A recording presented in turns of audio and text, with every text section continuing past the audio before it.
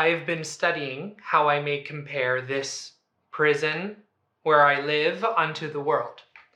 And for because the world is populous, and here is not a creature but myself, I cannot do it, yet I'll hammer it out. My brain I'll prove the female to my soul the father. And these two beget a generation of still breeding thoughts, and these same thoughts people this little world in humors like the people of this world, for no thought is contented. Thoughts tending to ambition, they do plot unlikely wonders, how these vain weak nails may tear a passage through the flinty ribs of this hard world, my ragged prison walls, and for they cannot, die in their own pride.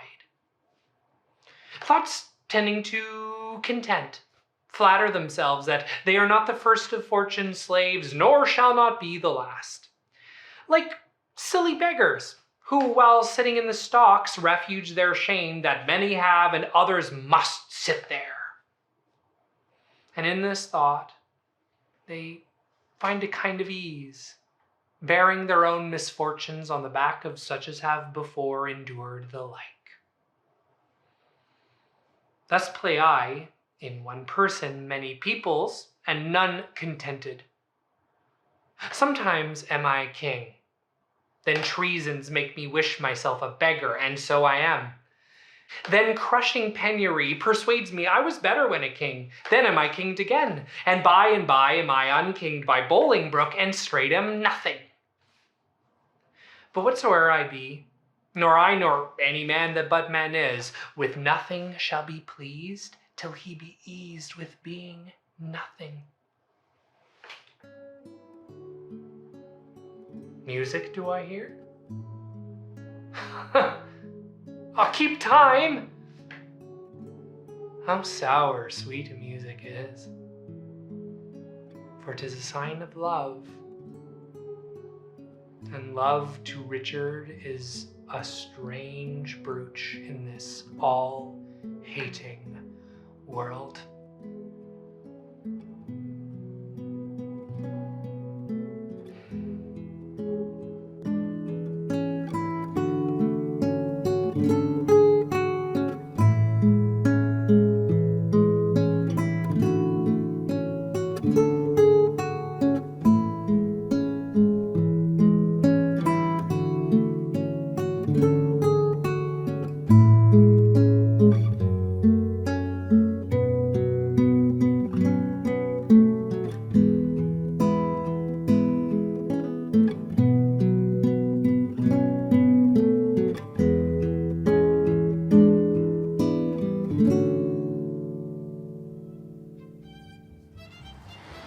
Hello and welcome to our backyard, and thank you for joining us for tonight's screening of Burro'd's production of Solus. My name is Marissa. And my name's Ian, and we're so grateful to you all for joining us here this evening.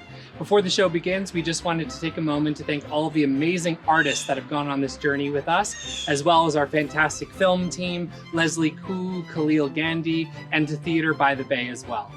That's it for us, so sit back, enjoy the show.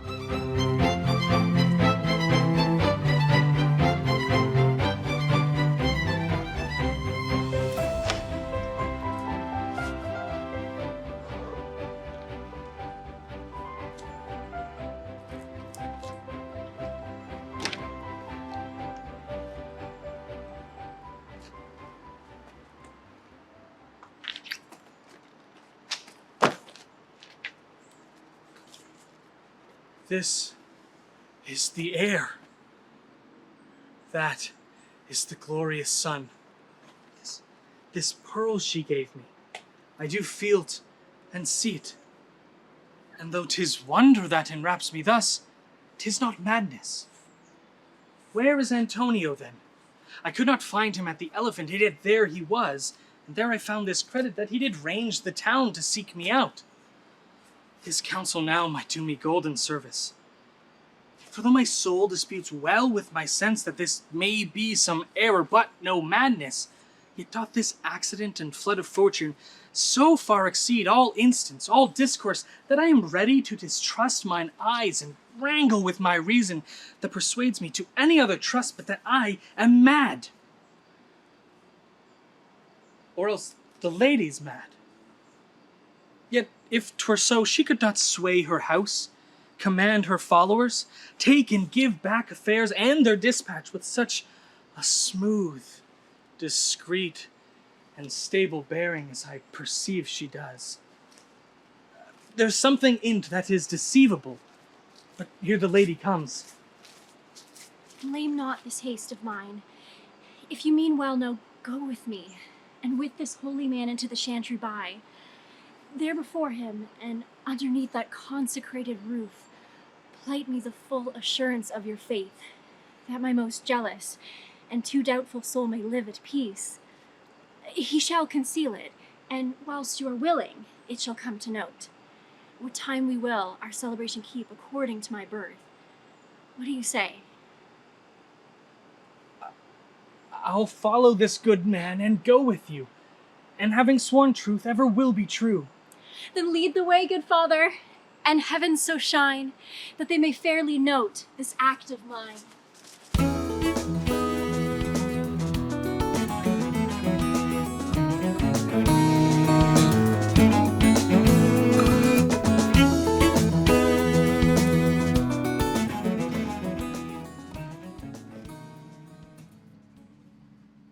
I have served Prince Florizel, and in my time wore 3 pile. But now I am out of service.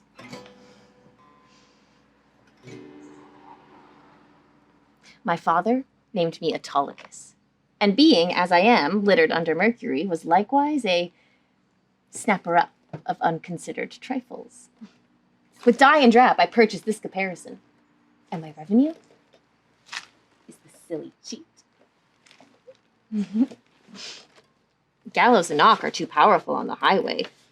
Beating and hanging are terrors to me. For the life to come, I sleep out the thought of it. Let me see. Every 11 weather tods, every tod yields pound and odd shilling. 1,500 shorn. Oh, what comes the wool to? If the springe hold, the cock's mine. I cannot do it without counters. Let me see, what am I to buy for our sheep shearing feast? 3 pounds sugar, 5 pound of currants. Rice? What will this sister of mine do with rice? But father hath made her mistress of the feast, and she lays it on. I must have saffron to color the warden pies, mace, dates? Oh, none. They're out of my note.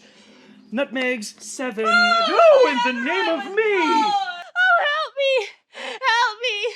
Pluck but off these rags and the death. Alack, poor soul, thou art in need of more rags to lay on thee rather than have these off. Sir, oh, the loathsomeness of them offends me more than the stripes I have received, which are mighty ones and millions. Alas, poor woman.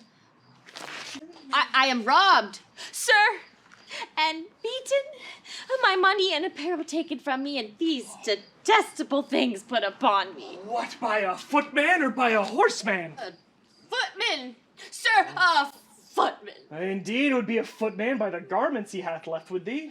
If this be a horseman's coat, it has seen some very hot service. Come, lend me thy hand. I will help thee. Oh, lend me thy hand. sweet sir, tenderly. Oh!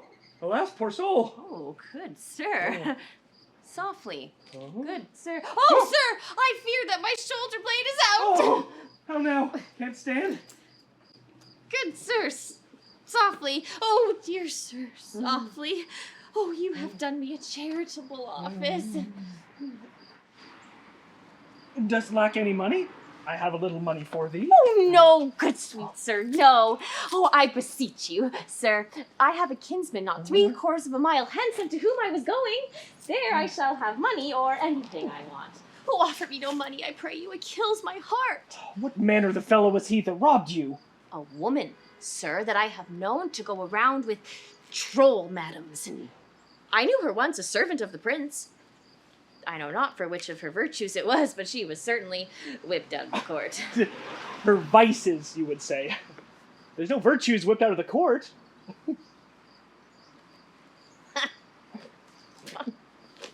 Vices, I would say, sir. I know this woman well.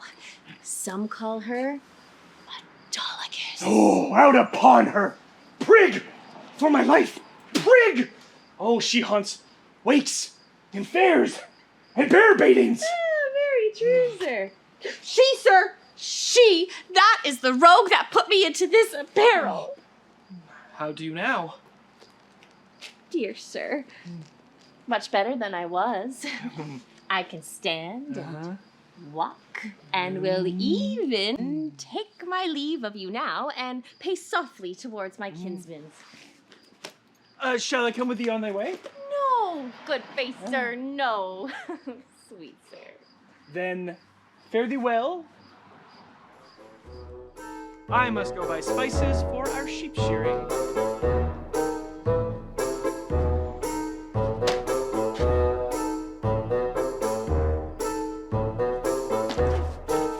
Prosper you, sweet sir. Your purse is not hot enough to purchase your spice. I'll be with you at your sheep shearing too. If I make not this cheat, bring out another, and the shearers prove sheep, let me be unrolled and my name put in the book of virtue.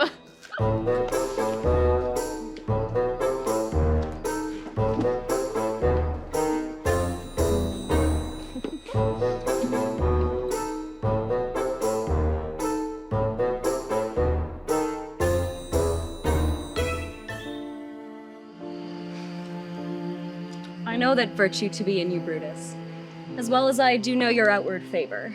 Well, honor is the subject of my story. I cannot tell what you and other men think of this life, but for my single self, I had as lief not be as live to be in awe of such a thing as I myself. I was born free as Caesar. So were you. We both have fed as well, and we can both endure the winter's cold as well as he. For once, upon a raw and gusty day, the troubled Tiber chafing with her shores, Caesar said to me, "Darest thou, Cassius, now leap in with me into this angry flood and swim to yonder point?" Upon the word, accoutred as I was, I plunged in and bade him follow, so indeed he did. The torrent roared, and we did buffet it with lusty sinews, throwing it aside and stemming it with hearts of controversy. But, ere we could arrive at the point proposed, Caesar cried, "Help me, Cassius, or I sink." I, as Aeneas, our great ancestor, did from the flames of Troy upon his shoulder the old Anchises bear, so from the waves of Tiber did I, the tired Caesar. And this man is now a god. And Cassius is a wretched creature, must bend her body if Caesar but carelessly nods on her.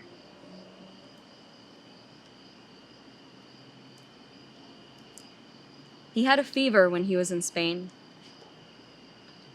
When the fit was on him, I did mark how he did shake. 'Tis true, this god did shake. His coward lips did from their color fly, and the same eye whose bend doth awe the world did lose his luster. I did hear him groan. Aye, and that tongue of his that bade the Romans mark him and write their speeches in their books, alas, it cried, "Give me water, Tintinius," as a sick girl. Yea, gods, doth amaze me a man of such a feeble temper should so get the start of the world and bear the palm alone. For this time, I will leave you. Tomorrow, if you please to speak with me, I will come home to you, or if you will, come home with me and I will wait for you. I will do so. Till then, think of the world.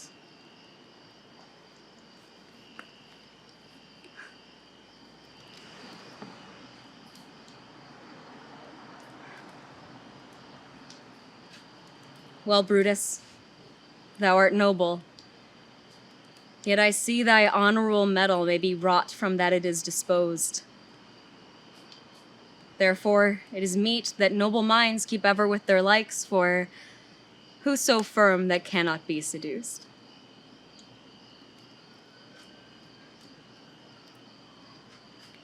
Caesar doth bear me hard, but he loves Brutus. If I were Brutus now and he were Cassius, he should not humor me. I will this night, in several hands, in at his window throw, as if they came from several citizens, writings all tending to the great opinion that Rome holds of his name, wherein Caesar's ambition shall be obscurely glanced at. After that, let Caesar seat him sure.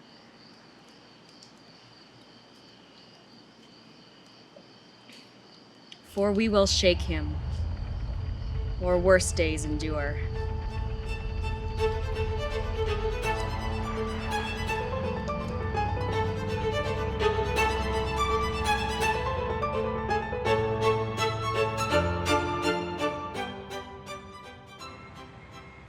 Think not I love him, though I ask for him.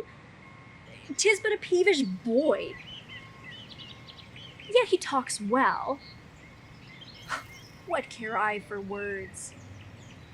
Yet words do well when he that speaks them pleases those that hear. He was a pretty youth. Not very pretty. Sure, he's proud. And yet his pride becomes him. He'll make a proper man. The best thing in him is his complexion. Faster than his tongue did make offense, his eye did heal it up. He's not very tall. For his years, he's tall. His leg is but so-so. Yet, 'tis well. There's a pretty redness in his lip. A little riper, more lusty red than that makes his cheek. 'Twas just the difference betwixt the constant red and the mingled downiness.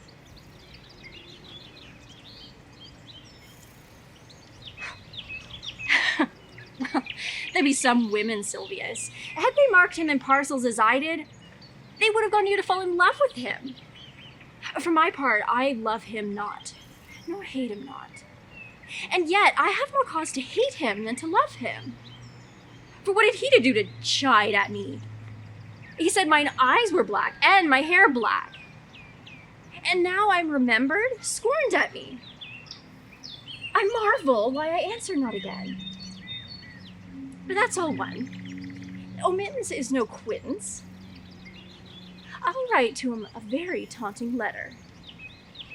And thou shalt bear it, wilt thou, Silvius?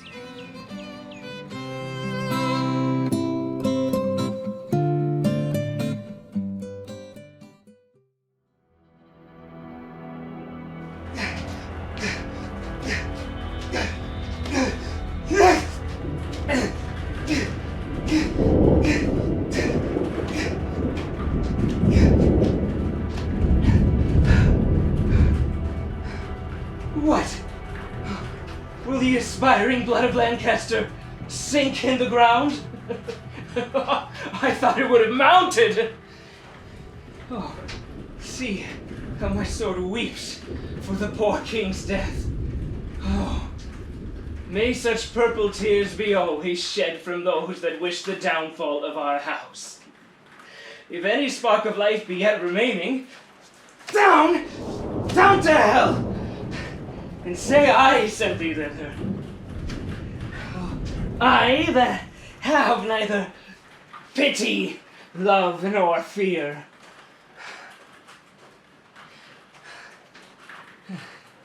Indeed, 'tis true what Henry told me of, for I have often heard my mother say I came into this world with my legs forward.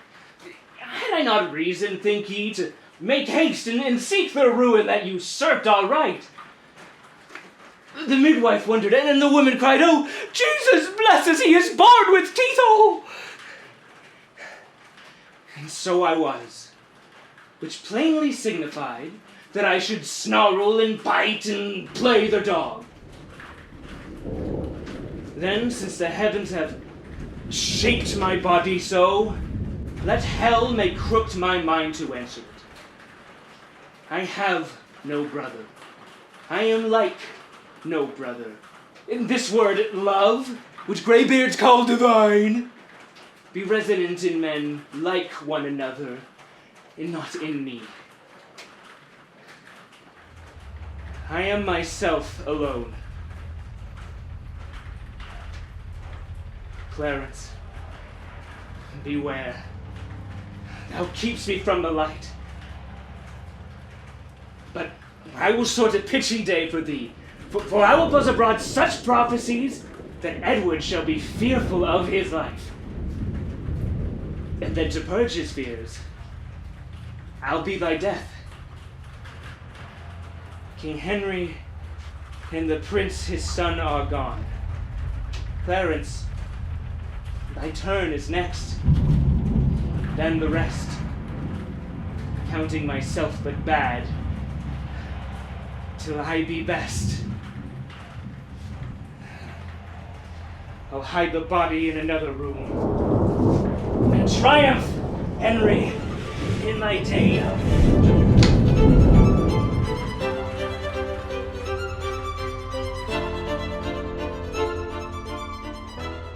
No, they cannot touch me for coining. I am the king himself. Ah! Oh, thou side-piercing sight. Nature's above art in that respect. There's your press money. Fellow handles his bow like a crow keeper. Draw me a clothier's yard. Oh, look, look, a mouse. Peace, peace. This piece of toasted cheese will do it. There's my gauntlet. I'll prove it on a giant. Bring up the brown bills. Oh, well flown, bird. In the clout, in the clout. Shoo! I know that voice. Goneril, with a white beard.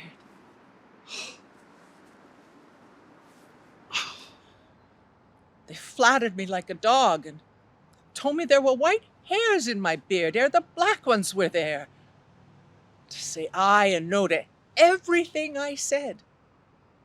Aye and no, too, was no good divinity. When the rains came to wet me once and the wind to make me chatter, when the thunder would not peace at my bidding, there I found 'em. There I smelt 'em out. Oh, too, they are not men of their words. They told me I was everything. 'Tis a lie. I am not ague-proof. The trick of that voice I do well remember. It's not the king.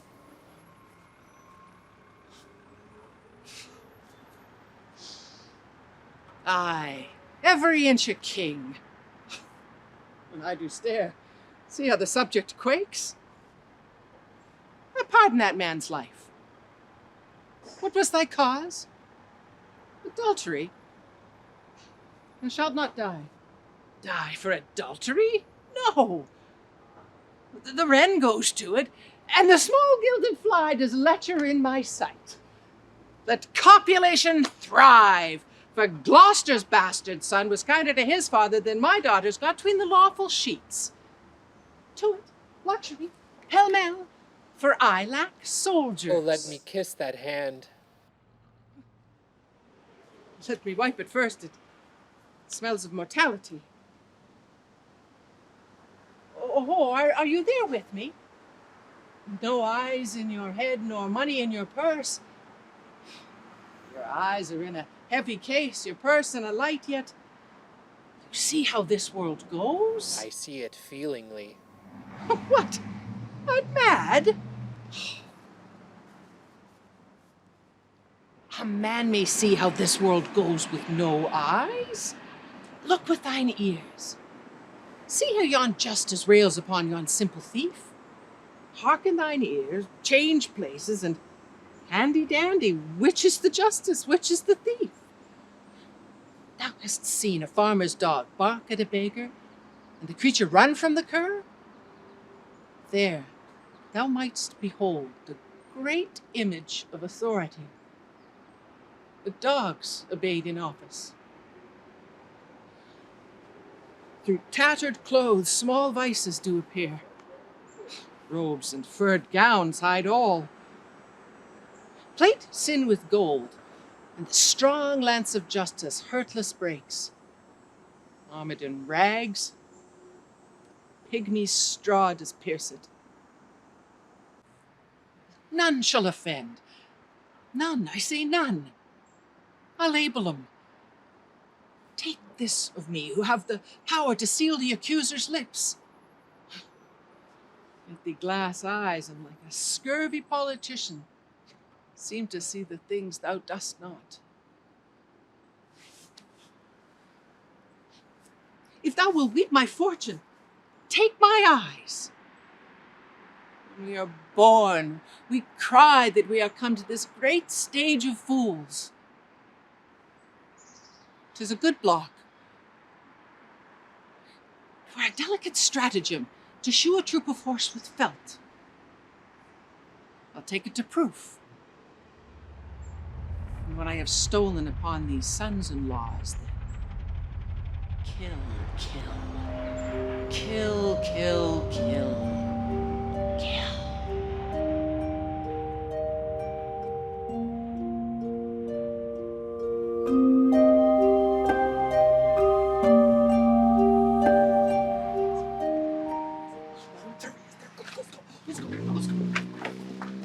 Hey, Shylock! Shylock! Shylock!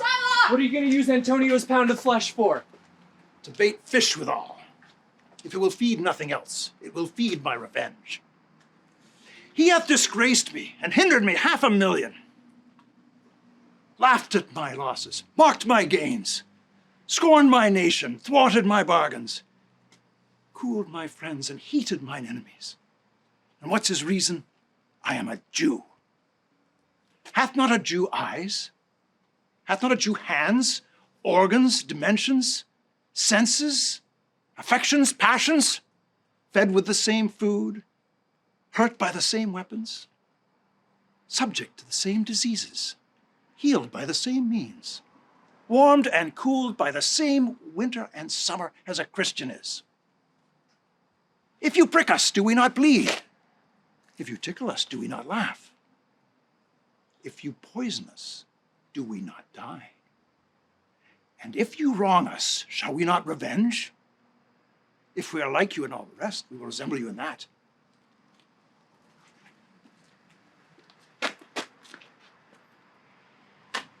If a Jew wrong a Christian, what is his humility? Revenge. If a Christian wrong a Jew, what is his sufferance? By Christian example. Why, revenge. The villainy you teach me, I will execute, and it shall go hard, but I will better the instruction.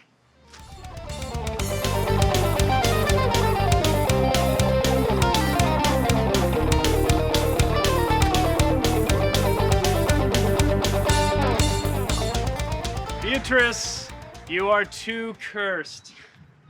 Too cursed is more than cursed.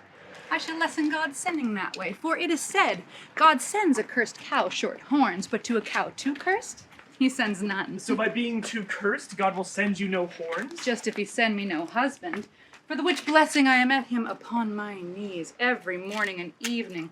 Lord, I could not endure a husband with a beard on his face. I had rather lie in the woolen. You might light on a husband that hath no beard. What should I do with him? Dress him in my apparel, and make him my waiting gentlewoman. He that hath a beard is more than a youth, and he that hath no beard is less than a man. And he that is more than a youth is not for me, and he that is less than a man, I am not for him. Therefore, I will even take 6pence in earnest to the bear-word and lead his apes into hell. Well, then, go you into hell? No, but to the gate.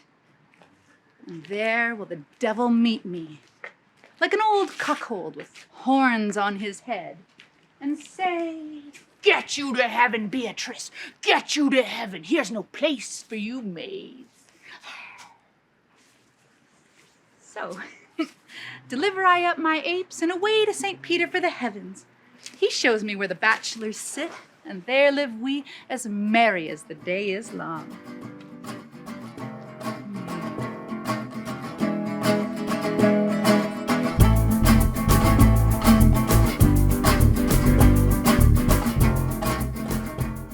He jests at scars that never felt a wound.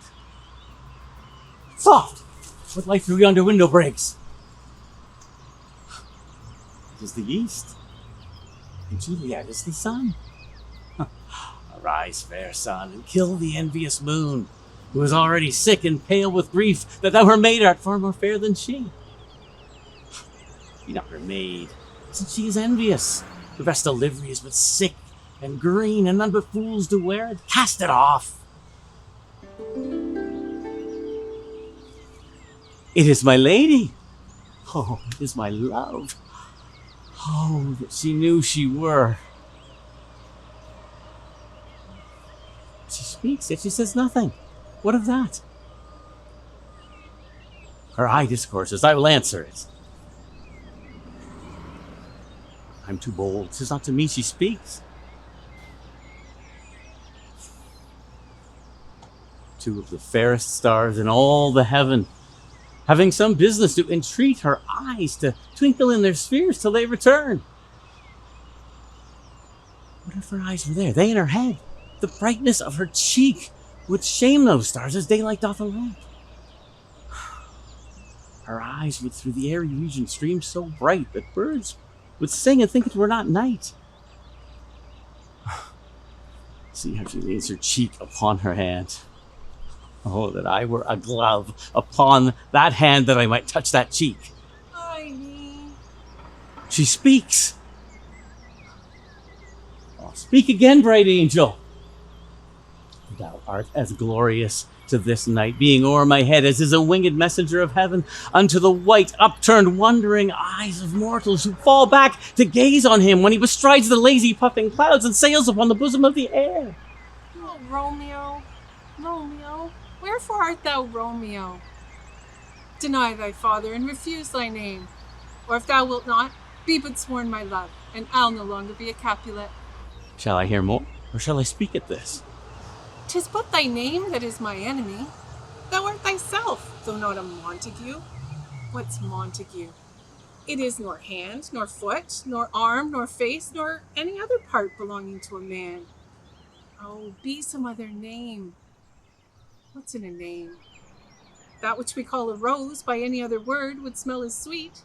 So Romeo would, were he not Romeo called, retain that dear perfection which he owes, without that title. Romeo, doff thy name, and for that name, which is no part of thee, take all myself. I take thee at thy word.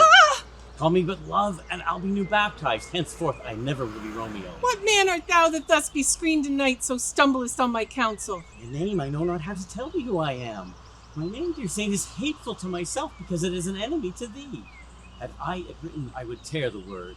My ears have not yet drunk 100 words of that tongue's utterance, yet I know the sound. Art thou not Romeo, and a Montague? Either, fair saint, if either thee dislike. How camest thou hither? Tell me, and wherefore? The orchard walls are high and hard to climb, and the place deaf, considering who thou art.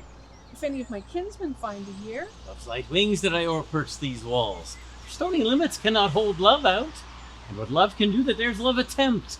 Therefore thy kinsmen are no stock to me. If they do see thee, they will murder thee. Alack, there lies more peril in thine eye than 20 of their swords. Look thou but sweet, and I am proof against their enmity. I would not for the world they saw thee here. I have night's cloak to hide me from their eyes. And but thou love me, let them find me here. My life were better ended by their hate than death prorogued wanting of thy love. By whose direction foundest thou out this place? By love that first did prompt me to inquire. He lent me counsel, and I lent him eyes. I am no pilot. Wert thou as far as that vast shore washed with the farthest sea, I should adventure for such merchandise. Thou knowest the mask of night is on my face, else would a maiden blush bepaint my cheek for that which thou hast heard me speak tonight. Fain would I dwell on form, fain, deny what I have spoke. But farewell compliment. Dost thou love me? I know thou wilt say aye, and I will take thy word. Yet if thou swearest, thou mayest prove false. At lovers' perjuries they say Jove laughs. O gentle Romeo, if thou dost love, pronounce it faithfully. Or, if thou thinkest I am too quickly won, I'll frown and be perverse, and say thee nay, so thou wilt woo, but else not for the world. In truth, fair Montague, I am too fond, and therefore thou mayest think my behaviour light.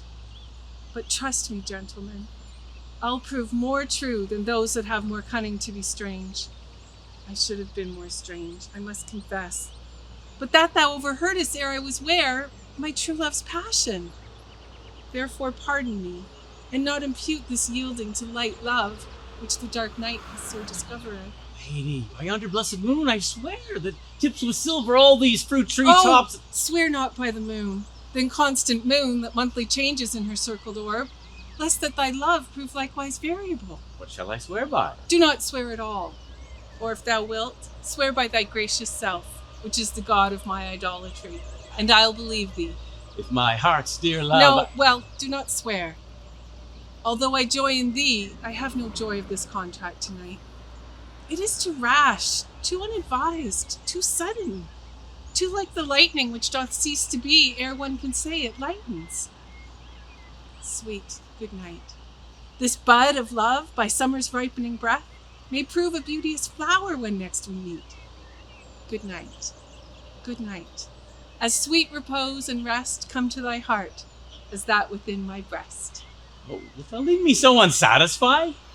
What satisfaction canst thou have tonight? The exchange of thy love's faithful vow with mine. I gave thee mine before thou didst request it, and yet I would it were to give again. Wouldst thou withdraw it? For what purpose, love? But to be frank, and give it thee again. And yet I wish but for the thing I have. My bounty is as boundless as the sea. My love is deep. The more I give to thee, the more I have, for both are infinite. I hear some noise within, dear love. Adieu. Anon, good nurse! Sweet Montague, be true. Stay but a little, I will come again. Oh, blessed night. I was feared. Being in night, all this is but a dream. Too flattering sweet to be substantial. 3 words, dear Romeo, and good night indeed.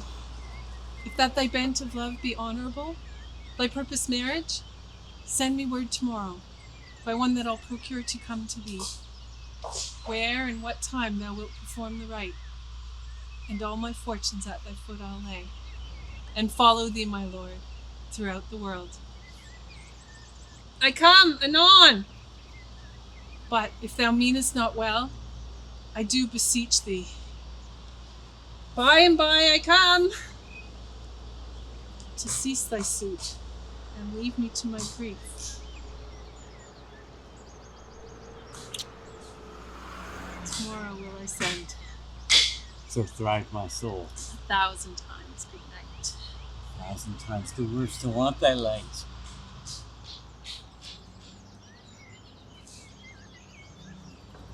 Love goes toward love as schoolboys from their books. But love from love towards school with heavy looks. Psst! Romeo! Psst! It is my soul that calls upon my name. What o'clock tomorrow shall I send to thee? By the hour of 9. I will not fail. 'Tis 20 years till then. I have forgot why I did call thee back. So stand here till thou remember it. I shall forget to have thee still stand there, remembering how I love thy company. And ask this they'd have thee still forgetting any other home but this. 'Tis almost morning. I would have thee gone, and yet no further than a wanton's bird that lets it hop a little from his hand, like a poor prisoner in his twisted guise, and with a silken thread plucks it back again, so loving jealous of his liberty. Would I were thy bird. Sweet, so would I. Yet I should kill thee with much cherishing. Good night. Good night. Parting is such sweet sorrow that I shall say good night to it be more. Sleep dwell upon thine eye, peace in thy breast. Would I were asleep, and sleep so sweet to rest. Hence will I to my ghostly friar sell, his help to crave, and my dear have to tell.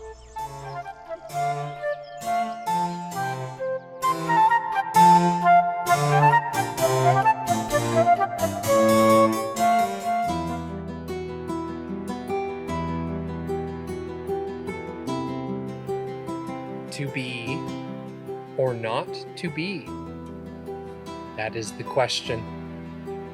Whether 'tis nobler in the mind to suffer the slings and arrows of outrageous fortune, or to take arms against a sea of troubles and by opposing end them. To die, to sleep, no more. And by a sleep to say we end the heartache and the 1,000 natural shocks that flesh is heir to. 'Tis a consummation devoutly to be wished. To die, to sleep perchance to dream, aye, there's the rub. For in that sleep of death, what dreams may come when we have shuffled off this mortal coil must give us pause. There's the respect that makes calamity of so long life. For who would bear the whips and scorns of time, the oppressor's wrong, the proud man's contumely, the pangs of despised love, the law's delay, the insolence of office, and the spurns that patient merit of the unworthy takes, when he might his quietus make with a bare bodkin? Who would these fardels bear, to grunt and sweat under a weary life, but that the dread of something after death, the undiscovered country from whose bourne no traveler returns, puzzles the will, and makes us rather bear those ills we have than fly to others we know not of. Thus conscience doth make cowards of us all. And thus the native hue of resolution is sicklied o'er with a pale cast of thought, and enterprises of great pith and moment with this regard their currents turn awry, and lose the name of action.